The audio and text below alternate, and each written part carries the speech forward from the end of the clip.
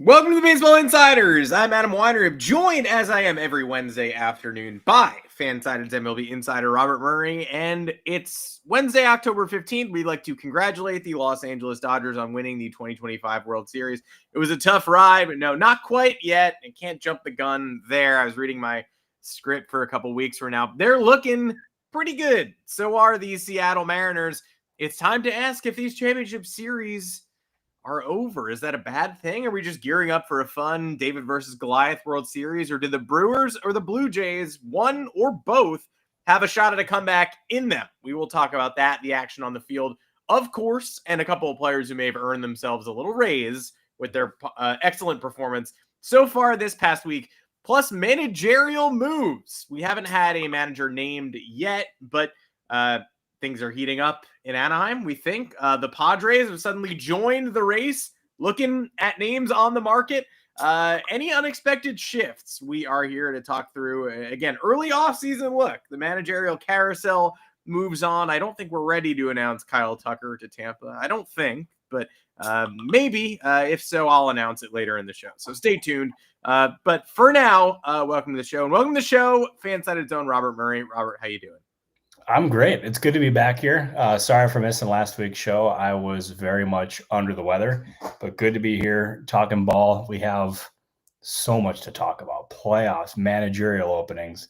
We even had a free agent signing yesterday. Well, kind of. He wasn't a free agent quite yet, but Austin Hedges returned to the Cleveland Guardians. So I guess the first signing is off the board, but we have we got so much to talk about. I want to just dive right into this thing, Adam.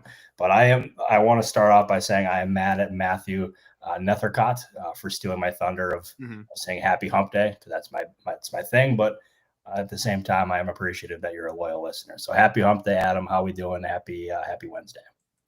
I am good. I hope you're good. I hope everyone listening or watching is good as well. Like Robert said, we got so much to dive right into. That includes your questions. So get them in. We'll happily address or angrily address, depending on what they're about, your questions throughout the show. Join us in the Discord as well. Robert will have a private Q&A there at 3:30 Eastern tomorrow afternoon.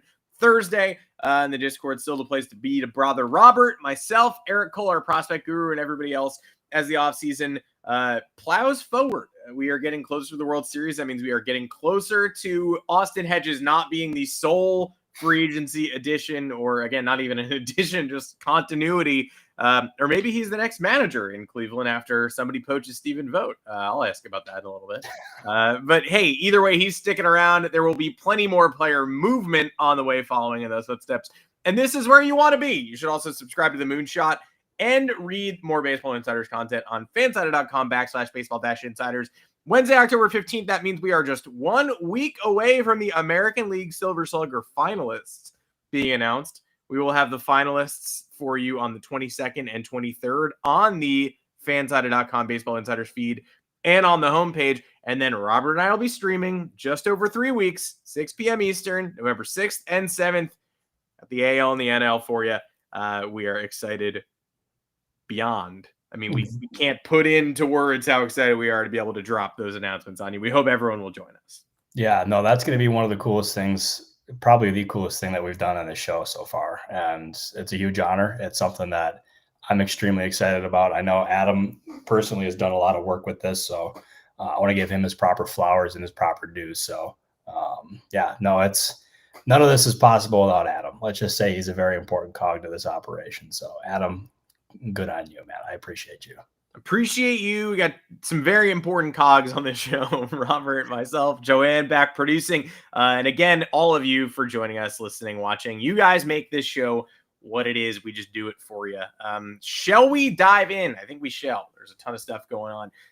Where do we want to start? Do we want to start with the on-field or the dugout implications? I think we got to do the biggest stories of the week. Outside of the playing field, the San Diego Padres maybe took control of the narrative this week while 4 other teams were battling it out for a spot in the World Series. Mike Shildt retired abruptly, and it kind of sounds as if he is done with the game of baseball entirely.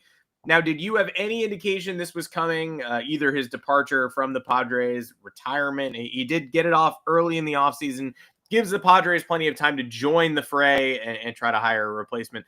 But how does San Diego pick up the pieces from here?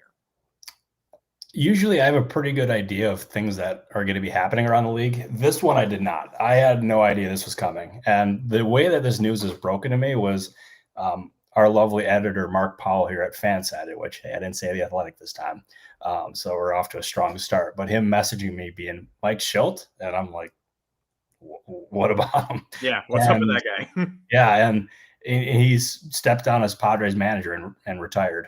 And that really caught me off guard. And you do more digging around it, and yeah, like some of it that comes with it, the grind of the job, like being away from family, and obviously the criticism and the death threats that he received played a big part into this thing as well. But that's not the entire picture here. Is there was definitely some friction between Shildt and some people with the Padres for sure. Like he was not like totally universally loved by people that were around him. But that being said, I do believe he had a good relationship with AJ Preller. That it wasn't anything like that, but it was just people that he was dealing with on a day-to-day basis. And I believe it was Kevin Acee of the San Diego Union Tribune say that it was like a micromanaging deal that was part of the problem. And that's something I have heard as well. So like that was part of it that happened. And now this to me becomes the most intriguing opening in baseball, and been trying to figure out exactly who could end up being candidates to replace Shildt. And we also got to remember too, is like AJ Preller, he is not signed long-term, at least to our knowledge. And that status is going to be a question here. If I'm the Padres, I absolutely do everything imaginable to keep Preller in San Diego. To me, he's the best executive in baseball. I don't think it should be up for debate. I think he is phenomenal at what he does, and we can continue to add to the major league roster while also maintaining that the minor leagues stay competitive and have reinforcements coming year in and year out. Like that's a huge credit to him. But if you have him signed long-term, if you get him signed long-term, that's a big part of it. But this managerial search is going to end up being very important. And the two names that I'm looking at there are Ryan Flaherty of the Chicago Cubs.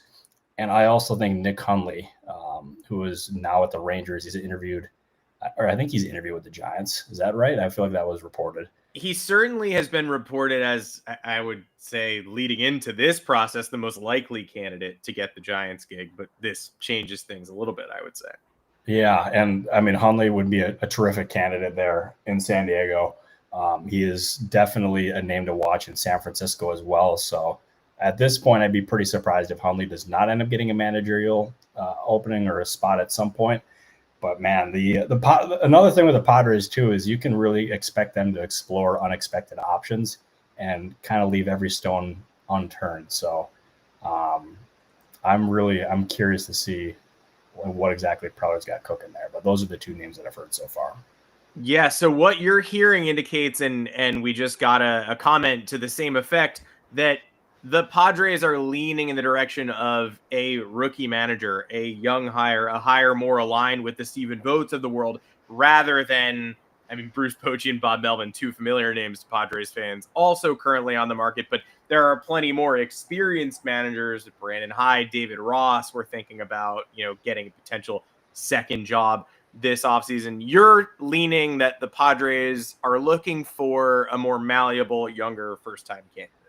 I don't know if I necessarily say that. I would say those are the two names that I've heard the most early on. So I'm sure they'd be open to another veteran manager, but I mean, obviously Jace Tingler didn't end up working out in San Diego, but their last two managers have been previous managers, Mike Shildt and also Bob Melvin.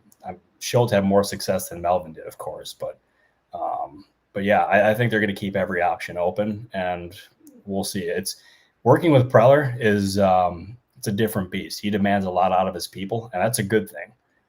So it's whoever ends up being hired there in San Diego, working with Preller and also having that locker room and so many different personalities to deal with and manage and keep afloat throughout the entire season. It's a big challenge, but there should be plenty of interest in that job.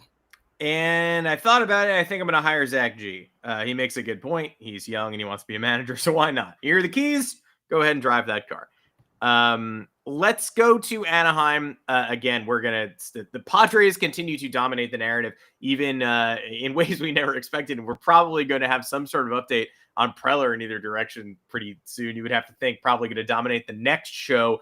In Anaheim, I thought we would be talking about Albert Pujols being solidified as the manager the next time we had a show. Happy Wednesday, October 15th. We can't talk about that yet because as John Heyman noted, Pujols has, of course, had extensive discussions with management, but there are other candidates. Torii Hunter remains in the mix. This is not finalized, at least as far as we know. So are you getting the sense this is the done deal that I thought it was, or still an open conversation where multiple candidates are flowing in and out of the process? And as you have said many times, Artie Moreno steering this ship, that means it's a ship that, hey, there might be some more twists and turns by the time we get settled here. You need the press release before I think we can all agree, okay, all right, we're finished. I guess the move is complete. Yeah, I'm surprised it hasn't happened already because it seemed like I remember the day after it was announced that the Angels were not bringing him back, either Ron Washington or Ray Montgomery. I had somebody there tell me that they thought it was going to end up being either Albert Pujols or Torii Hunter, and like those are the two names that have gotten the most attention publicly, and I think they are the two most serious candidates, with Pujols being the definitive number one choice for the Angels and especially Artie Moreno. But for whatever reason, things have not necessarily progressed. My last check on this was yesterday, and I was told nothing done, nothing in place. So that means it's still an open search, and that would mean that Pujols is still involved, that Hunter's still involved. Maybe there's another candidate or two that are still in the mix as well. But at the end of the day, I'd be very surprised if it was not Pujols or Hunter, and I still think very much it will be Pujols, because if Artie Moreno wants somebody, he'll do it. It's just taking a little bit longer than I think any party necessarily expected at this point. But also, that being said, their season ended not that long ago. So well, I think early May, right? The Angels season ended. Sorry. that's valid. You're not wrong. You are not wrong about that. But yeah, I mean, and we only have one managerial opening filled, and that's Skip Schumacher, and that one was about as easy to peg as you could possibly imagine. But the rest of them are, I mean, Pujols is right there, but it's just taking some time. Yeah, Skip Schumacher, as cut and dried as it gets, the Bruce Bochy succession plan from several years ago came to fruition, and we will see what he does with that Rangers team that I think people expected to bounce back a little bit more this year than they ultimately did, and the offense was more of a problem than we suspected. Rocco Baldelli love in the chat. In addition, somebody I didn't mention earlier when I mentioned Hyde and Ross. Before we get into the on-field action and the implications, I do want to ask if there are any other managerial rumblings you're hearing, any turning tides, any of the open gigs. And this Baltimore comment made me think about that as well. We know that, I believe it was reported last night, that Luis Rojas, the Yankees third base coach, is interviewing with the Orioles. Yankees hitting coach James Rowson interviewing with the Minnesota Twins. That's a name that surfaced. Kai Correa, a candidate I keep expecting to get a managerial job, goes from Cleveland to the Mets instead. So huge addition for the New York Mets, but he will not be the manager, at least not yet. Carlos Mendoza still in place there for now. But yeah, any other rumblings you're hearing have been reported, maybe things that have been reported but deserve more attention, where you're like, I know that's out there, but it's legit, or anything that you're hearing that isn't out there yet, especially with regard to Baltimore? Yeah, I would say as far as the managerial openings go, it's been extremely quiet with the Atlanta Braves. I think you can definitely expect that with them, the secret, or how secretive they are. I have not gotten any rumblings on who they're looking at or who they've interviewed or anything like that. As far as Kurt Suzuki goes, I think he's a name that we should be paying more attention to. After I reported that he interviewed with the Giants, and it was funny. I reported that while I was on a flight to Milwaukee at that point. And I had some folks who have been around Suzuki his entire career, or for parts of his career, not his entire career, but parts of it. And they said that he'd be a terrific manager and that he would end up being probably the next Stephen Vogt. And I thought that was really telling. And that was something that deserved more praise, because after I tweeted that, people were kind of getting on Suzuki and being like, oh, how good can a guy be if he's working for Artie Moreno? Which, I mean, valid, I get that. But that being said, Suzuki is very highly regarded across baseball and the people that he's worked with. So to me, it's only a matter of time before he ends up getting the job or getting a job somewhere. And whether it's in San Francisco, whether it's in, I mean, maybe he's a mystery candidate with the Angels. I have no idea, but he deserves to be interviewed. He deserves to get a job. And I would expect that to ultimately be the case, whether it's this year or another year down the line. Trying to think, going across the openings in my head. Orioles, I don't have much dope there. That one's been kind of quiet. Although that being said, you would think a job like the Orioles, where you have so much young talent and an organization that should be on the up and up, considering that, you don't really hear of that much buzz around it, which you would think that would actually be the case, but no, I have not heard much there. The other one, it's not necessarily a managerial opening, but it's a general manager opening or front office opening with the Colorado Rockies. Mm-hmm. It is incredible how many people want that job. That is, I've heard different rumblings, like the Discord was going off about a certain one yesterday, which mm-hmm. It was very entertaining. So I'd recommend joining the Discord for that kind of stuff. But that being said, I've heard the name that I've heard a lot there is Scott Sharp with the Rockies. I know there's some other names in the mix there as well, but Sharp, he was in the mix, I believe, for the Giants last year or 2 years ago.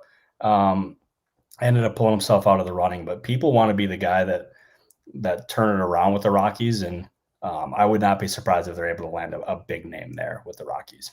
Yeah, James Click, I know, has been reported to have interviewed as well, coming out of obviously the architect of those, Astros. The Astros last AL champion.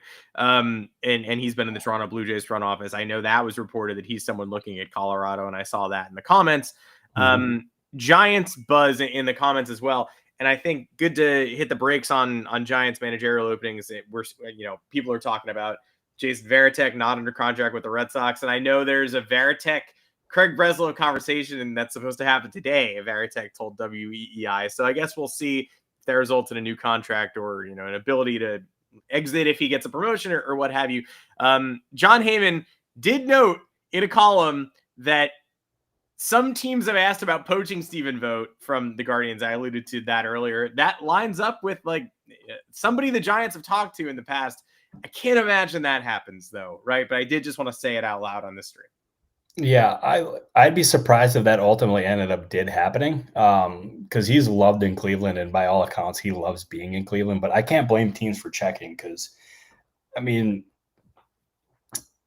there's obviously bigger jobs out there than Cleveland. And if you can get him into a bigger market and get him with more resources or just a bigger audience, that would be, I think that's something that would entice teams with the idea there, but I can't see it happening. He's under contract with Cleveland. He's made just an incredible impression there. And I remember can I tell this story or not? Yeah. Well, I'm going to tell it anyways. Before Vogt ended up retiring, there was a team that called him right at the beginning of free agency, and he thought it was going to end up being something about a position to play in that season, and the team wanted to possibly hire him as their manager. So even since he's been a player, teams have wanted to hire him. So I am not surprised in the absolute slightest that teams are possibly checking in to try to get him out of Cleveland, and who that could end up being, I'm not exactly sure, but you imagine him in San Diego, you imagine him in Atlanta, you imagine him, just about anywhere. And that was an incredible fit. The team that I thought made the most sense for Stephen Vogt, and I remember being on the beat. I've said this story before. I'll say it again. When I was on the Brewers beat, I had everyone tell me that he was the manager in waiting behind what one Counsell eventually left or retired or whatever he did. Obviously went to Pat Murphy, but the timing didn't work out. But Voter is as respected of a manager as there is in ball. So again, I'm not surprised that he's getting hits. Yeah, and if there's anyone who knows what it's like to field calls trying to poach him, it is Stephen Vogt. So he's used to it. I mean, people have been trying to grab him for quite a while. And as of now, a Cleveland Guardian, it would behoove Cleveland to lock him up long term and avoid any of this unnecessary drama, or at least an escalation of it, because you're going to get it anyway while he's in sort of a smaller market dominating. You're going to hear about larger markets trying to get their hands on him. Shout out to Dalton, who became an all-star during this stream, by the way. Be like Dalton. We love our all-stars, our Discord members. We'd love to see you in there again. The Robert Murray Q&A is tomorrow at 3:30 Eastern in the Rumor Mill chat. If you didn't get your question answered today, although we'll continue to address them as the show goes on, tomorrow is another good place to get in touch with Robert and get his thoughts as the situation develops. Again, more weirdness every single day throughout the postseason. Plenty of stuff going on behind the scenes and in front of it. Now let's talk ball. And again, continue to get your questions in there. We will address as many as we can. On to the CS. The Seattle Mariners have taken a relatively stunning 2-0 lead in Toronto after the 15-inning Game 5 against Detroit, where their bats looked deader than dead. They were this close to not moving on. It seemed like there were runners on second base every inning. It was like a Rob Manfred ghost runner game, but nobody could get him in until Tommy Kahnle and Jorge Polanco connected for the RBI single heard around the world and the walk-off winner into the ALCS. That Mariners team used all their starter pitching in that game, and they carried Bryce Miller into Game 1 at Toronto, a hostile environment that had previously featured a lot of Blue Jays winning, and the M's won that game, silencing the Blue Jays bats, and then won Game 2 in a landslide. Now we go to Game 3 in Seattle. Going to be one of the wildest crowds of the year, but wild home crowd has not meant much so far in the championship series. Is this one over? Do you think the Blue Jays make and mount some sort of comeback, Canadian Mounties, or Bryce Miller and company just handing the game ball off to George Kirby and Luis Castillo? Is this series a wrap? Does it get back to Toronto? Before I address this, I'm going to add. Well, that's interesting. So I'm going to add two different little notes here. Vote. I'd be beyond stunned if he left Cleveland. But the name to watch for a managerial opening, Albernaz. We'll see exactly what he ends up, or if he ends up getting hired somewhere. But that is new dope. That is in my hands as we speak. So I guess you guys are the first to know here on the Baseball Insider. So that's always a good thing. But no, the series is not over to me. And I think this one, I mean, obviously it has not gotten off to a great start for the Toronto Blue Jays, and things have just not gone. I mean, it's been really rough. But the Mariners have been terrific to start this series. They look like a force to be reckoned with.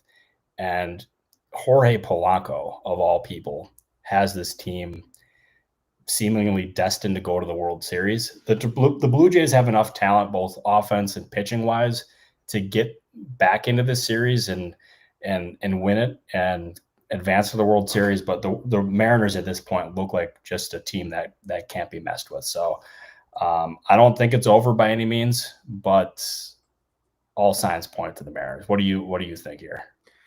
It's hard to say it's over. Again, given the power of the home game so far in this series, like we thought the Brewers were the most hostile crowd possible. The Dodgers in their championship medal tamed them. I thought the Phillies were going to rattle Roki Sasaki and the Dodgers. They certainly did not. And I think it's underrated that, now we are at a precipice point for the Seattle Mariners, a franchise that has never made a World Series and has never held this much of a lead in a championship series. They've been 2 wins away from the World Series, but they have never had a 2-game edge in a CS. This is uncharted territory. This is a special year in Seattle, but it was a special year in Milwaukee too. And let's not forget that the Mariners were up 3-0 midway through Game 4 trying to clinch the DS. The Tigers mounted a comeback and blew the doors off in that game. Game 5 was as tight a baseball game as you'll see. They were a Leo Rivas RBI single with 2 outs in the 7th away from just losing the game 2-1 and having the bats be silenced and the offseason narrative be that they couldn't wake up when it mattered most. So I do think the Seattle Mariners win this series, but I do think the Blue Jays win tonight. I don't think they go meekly. I don't think we're talking about 2 sweeps. And I do think it's in the Mariners franchise lore for this to get tighter before they're able to finish the job. I do think they do get the job done. I've been so impressed with the pieces they've added and the supplementary stars. But yeah, I think I'm going to go with Mariners in 6, as weird as that is to say, and that they win game 6 on the road.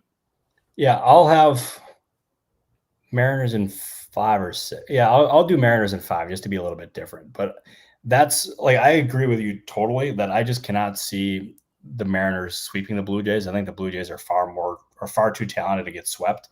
That being said, I don't have the same confidence about the Brewers because at this point, I was around Milwaukee and I got to be around the team and see exactly what the vibe was.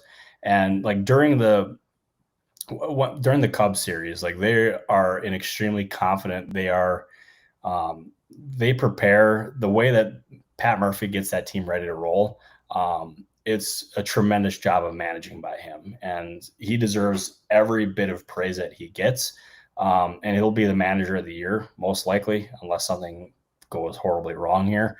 But this series against the Dodgers just shows the difference between them and just the massive payroll that LA has. And the Dodgers, obviously, even with Shohei Ohtani not performing at his best abilities, have continued to just do their thing. And the Brewers, meanwhile, are taking swings and at-bats that they just have not had throughout the entire season. And they've had 2 pitchers go at least 8 innings, with Yamamoto going 9 innings yesterday, throwing a complete game. And the only run he allowed was a leadoff homer to Jackson Chourio. And there's so many different things that you can point this to for the Brewers, whether it's swinging at balls outside of the zone, like not being as patient at the plate, Christian Yelich's struggles, and I don't know exactly what's going on with that. I do have some theories, and I'll say this about Yelich because like I've been around him for years. There is not a player in baseball that I've been around who cares more than Christian Yelich. He wants so desperately to win a World Series for the Brewers, bring a championship to Milwaukee, and to live up to that contract. And he places a tremendous burden on himself to do so. And I wonder if he's like putting too much pressure on himself in that regard. And I don't know if he would agree with that or not. I haven't talked to him about it. But he cares a tremendous amount, and it stinks seeing him like perform like this because I know he's a much better player than what he's showing right now. But baseball is a really hard game. It's a game of failure. He's told me that many times. So I hope he turns it around. And I mean, they're going to go out to LA, and that's going to be a really tough environment there. But right now, based on the way this series is trending, like the Brewers, yeah, they're the number 1 seed, but it kind of feels like they might get swept here. I don't know what you think, but it feels that way. Yeah, this one I feel like is over. And credit to the Dodgers. I didn't think – I know entering the postseason, I was well aware they were going to move pieces around and have Roki Sasaki come in and close and have Clayton Kershaw eat bullpen innings and even Tyler Glass now come out of the bullpen.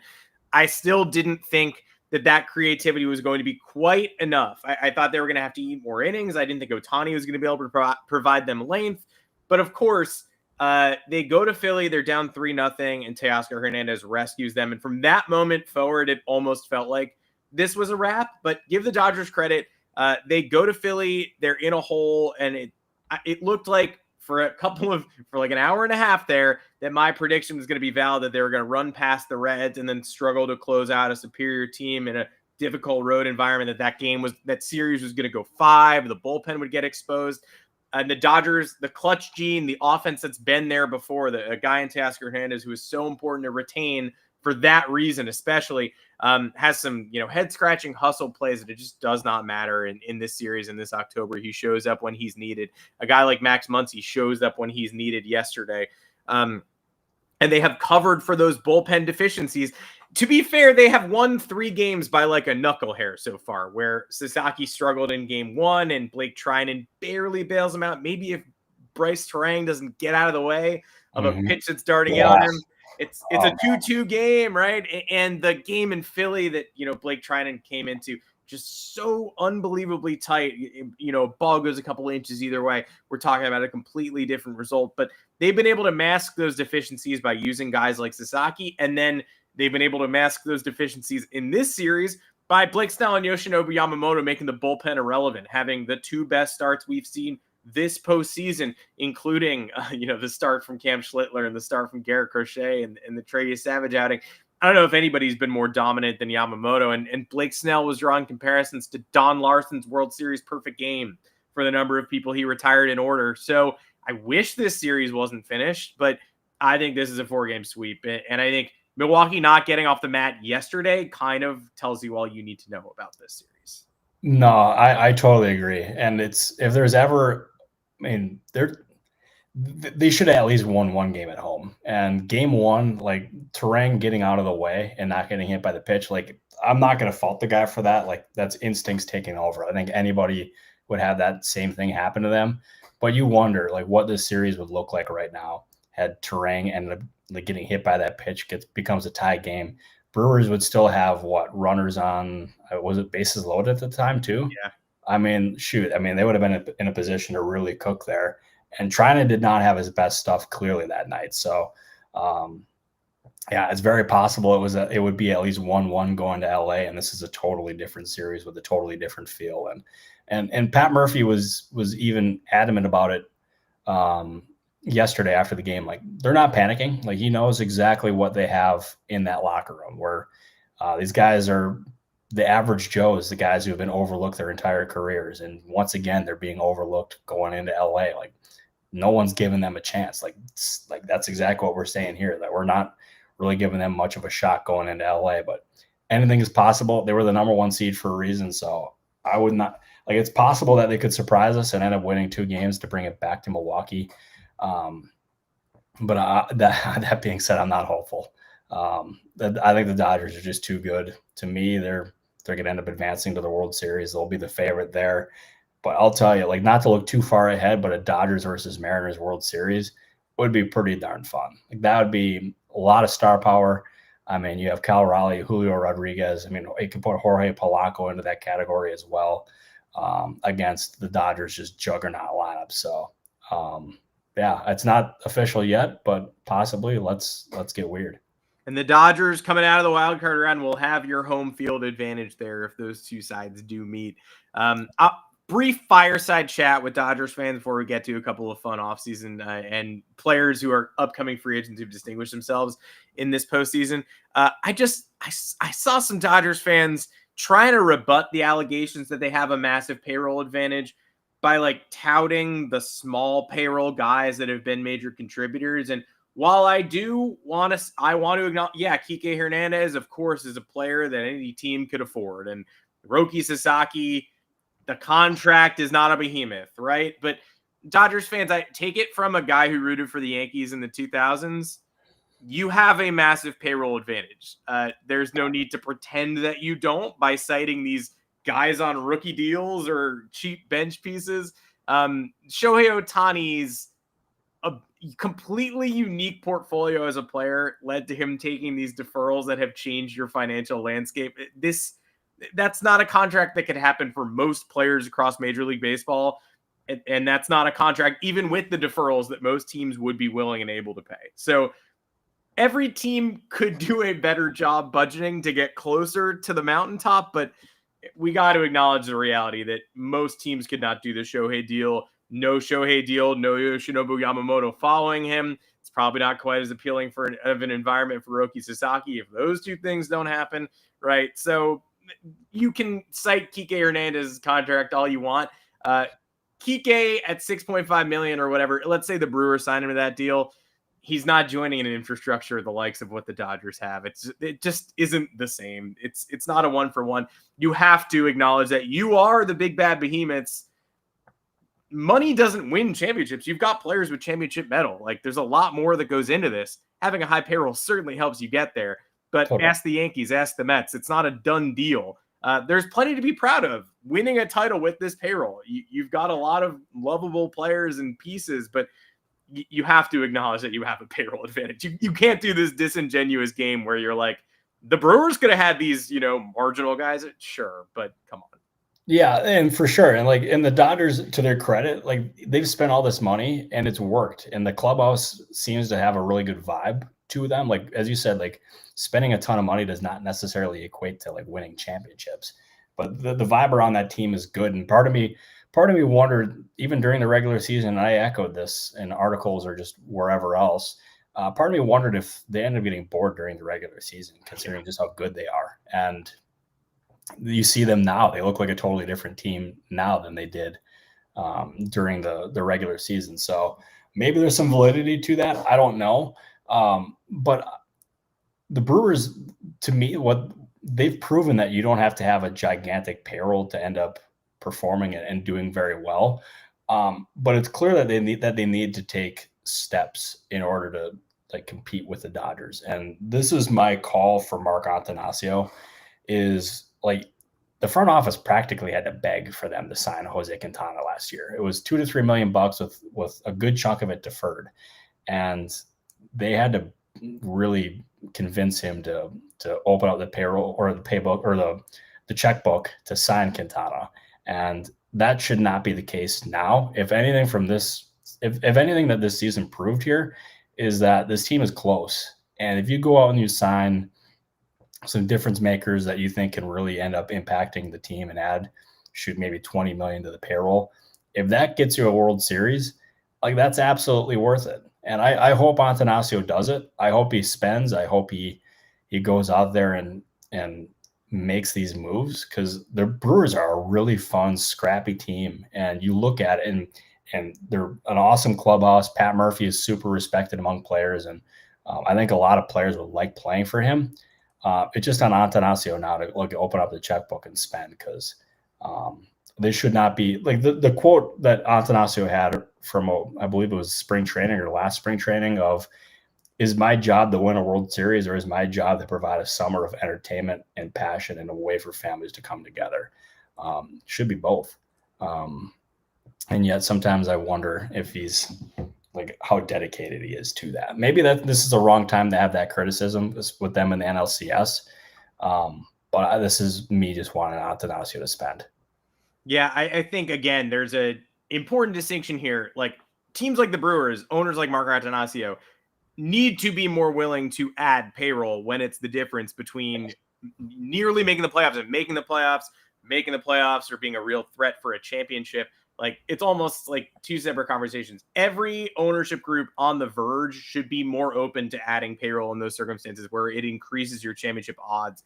I also, and nothing the Dodgers have done guarantees them a title. It's not a wrap on 2026. You know, we're not talking about let's cancel the season before it starts. And they do have a unique blend of players that were there before, you know, the championship DNA in 20 and 24. They were in the World Series in 17 and 18, although a lot of that core is gone. They know what it's like to win, but yeah, they certainly have unique and almost unparalleled spending power in Los Angeles. And Uncle Ted adding payroll like the Mets, how did that work out? I mean, they got Juan Soto. It worked out pretty well. They are missing some key ingredients. They need to figure it out. The payroll looked pretty nice when they had Jose Iglesias stirring the pot. Yeah, exactly. And even then, like the Soto contract, it's like it's not a good baseball contract. Like if I'm being totally honest, like they spent a lot of money to get Soto. And that's not me knocking Soto by any means. Like he's a freaking awesome player. I would love to have Soto on the team, on my team. But you need to surround him with other players. And you got a lot of questions with pitching, with Pete Alonso. I mean, shoot, there's other questions entering the offseason there with them as well. But this is a very important winter for the Mets, and they need to maximize Soto in his prime. And I expect Steve Cohen to do so. I would expect that as well. And Kai Correa, a good first step at installing some infrastructure there. Plenty of questions about Kyle Tucker. Of course, I was even asked earlier when Kyle Tucker will go to the Dodgers and how much the internet will break when that happens. If it does, the internet will certainly rage about it, but also it would be an example of a team filling a need, as much as I hate to say that. I mean, Michael Conforto to Kyle Tucker, that's an upgrade. But I did want to talk on Tucker before he was even brought up, because the end of the division series meant the end of his one season cameo in Chicago officially, and we haven't talked since that series ended. I was in Chicago for Game 5, watched at a bar, an unpleasant watch experience, but a great bar. Shout out Kincaid's out in Lincoln Park. They did not pay me to say that, which is a good spot. What's your sense of Tucker entering the market, though? I know a lot of people are girded for the Dodgers spending, but Do you still think he is a $400 million player based on the way this year panned out? Have you opened yourself up to any potential destinations yet with so much time left on the clock? With Tucker, I don't. It's not a foregone conclusion that he returns to the Cubs. I'm not hopeful that ends up happening. My guess is he ends up going elsewhere in free agency, and there's going to be a lot of different teams in the mix here. And I would look at a lot of the big market teams. I think the Boston Red Sox would make a lot of sense for a guy like Tucker. They obviously traded Rafael Devers, and they shed that payroll, or they shed that money off of their payroll, so they have money to spend, and I expect them to do so, whether it's a Tucker or even a Kyle Schwarber. But Tucker's going to have a ton of interest. I know this season was not his best in Chicago, and he fought through a fractured finger that really impacted his performance there. So my guess is he's playing elsewhere outside of Chicago next year, and that his eventual contract is about $350, $400 million, somewhere in that ballpark. But the name that I would really watch here, in addition to Tucker, is Schwarber. Schwarber is going to have a huge market, and it's not often that we can really say that here for a designated hitter, but Schwarber is a different beast here. The season that he produced, with all the home runs and the RBI and the ability to get on base and the leadership as well. He's in his early 30s, so there's still plenty of tread left on the tires there. He's going to do very well. I've heard anywhere from 3, 4, 5 years, $30 million a year, somewhere in that ballpark. It's going to be a big deal. And whether it's Philadelphia, whether it's Boston, whether it's a team in the Midwest, I still think the Giants make some sense, but Buster Posey said that they're going to be focused on pitching. So there's going to be a lot of teams involved, but Schwarber has a chance to really kind of take the market by storm. Yeah, he is one of the preeminent DHs in the game. That season ended in Philly too abruptly for those fans' liking. And bring him back. I mean, run it back. Yeah, I'm sure a lot of fans will be thrilled, but also that's a city that's demanding change right now. And some of the core pieces are not movable. So we'll see how Philly spreads that money around, whether they just go back to the Schwarber well, give him a big deal or not. We appreciate everybody joining us, asking questions, helping us out, and helping steer the show. Great questions today. Again, join the Discord tomorrow, 3:30 Eastern for a Q&A with Robert Murray. I'm being asked to talk about Anthony Volpe's surgery by the comment section. I'm going to be honest with you, don't have much to say about Anthony Volpe's surgery. But I would say if you're just blaming his bad season, his bad year 3 on that shoulder issue and his non-throwing shoulder, I would look a little bit deeper. Hard hit rate, its swing speed, some metrics actually improved.